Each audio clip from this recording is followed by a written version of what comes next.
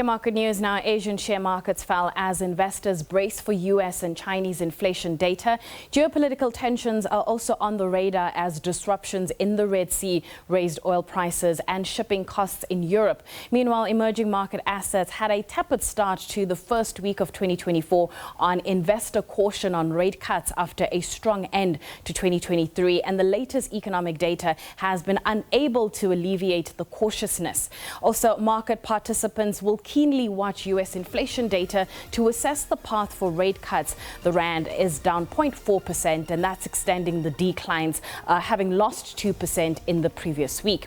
To give us some perspective on the markets, we are joined by Patrice Rousseau, who is the Chief Investment Officer at Ashburton Investments. Patrice, thank you so much for your time. Let's start off with market sentiment so far for the month of Jan. Yes, good afternoon, Nastasia, and Happy New Year to you and the viewers. Really a red start of the year, matching your jacket, really.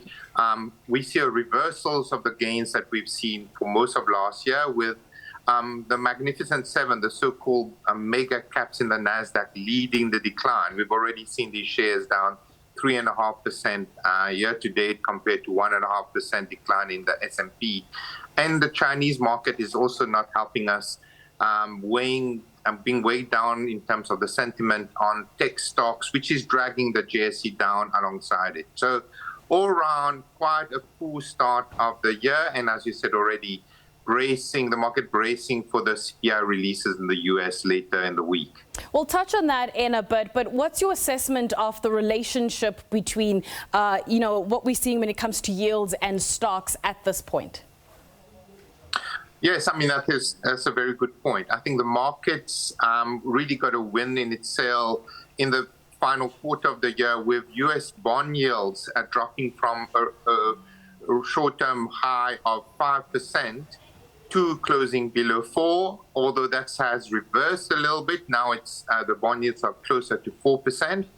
That is just an indication of the market seeing inflation coming back to the target levels of 2% for the Fed, and also the expectations that the Fed would start cutting rates early in 2024. So I think that's been tempered a little bit.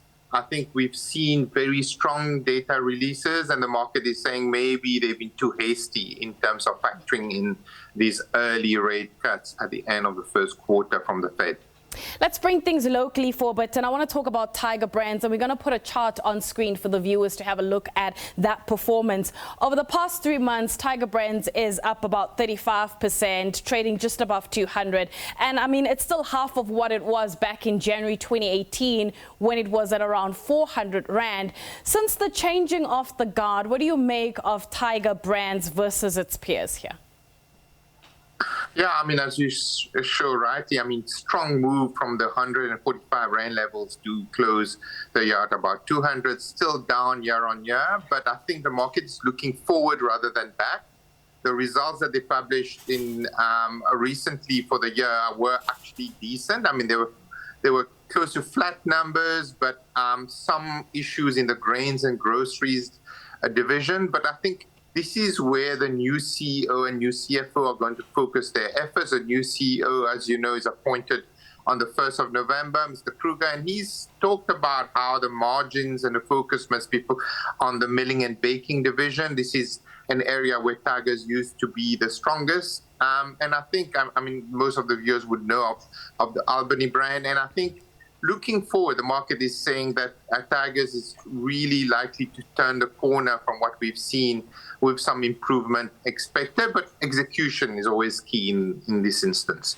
Is there a sector of the market that was a market darling, so to speak, and could that continue in 2024?